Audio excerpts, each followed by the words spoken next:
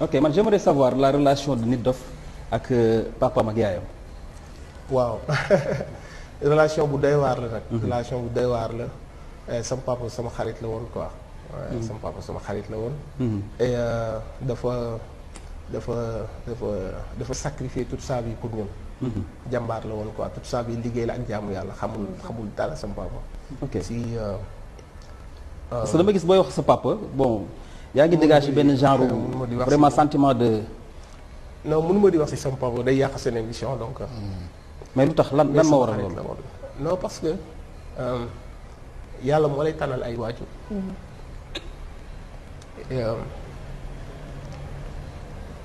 c'est fort.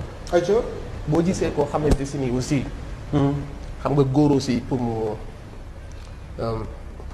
topp bakkanam day yomb. boo toll ci yenn yi mën yenn yi pour nga topp sa bakkan day yomb c'est pas facile nga dëddu nga lépp pour sa njaboot ngay fanaan ci anam yu doy waar pour sa njaboot tey doom màggee wuñu dara moom sa papa toute sa vie c'était pour ses enfants noonu donc il a tout fait et respect boobu aussi dama koy am si moom ba tax na. le fait que nga dem fekk Europe quand même forgé na la. gis ni muy dundee yaa ngi ko wax sànq ci benn kii bu ndaw amul jotu nopp et tout. lu mu am ndax njabootam.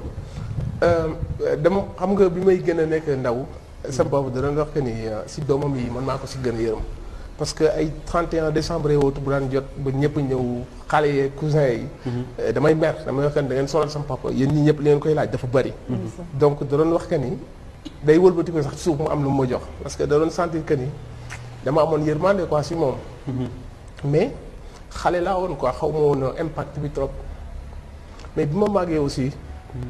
ba gis sacrifice yu ma def yëpp pour ñun ba vie bu ñu am moom amu ko quoi. moom donc il s'est privé de tout addunaam bi yëpp liggéey la woon quoi.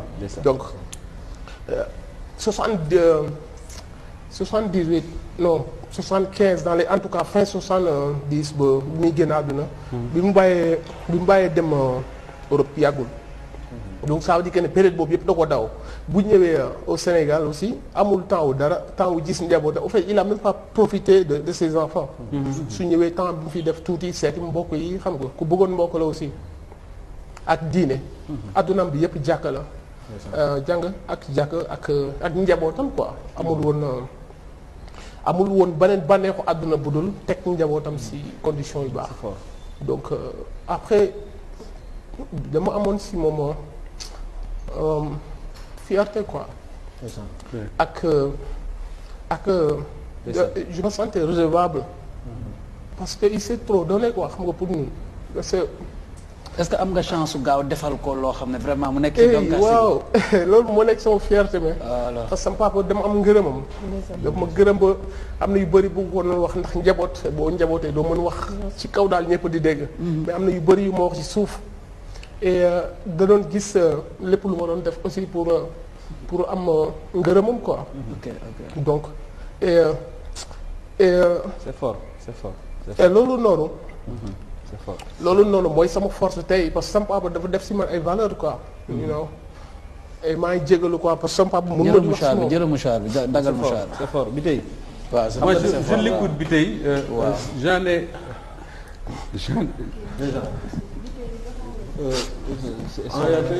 bon jël leen kàddu gi ci Moustapha. c'est fort parce que. non en fait moi je sais pas moi j'en ai les larmes aux yeux parce que. dama koy déglu moom Nit Doff.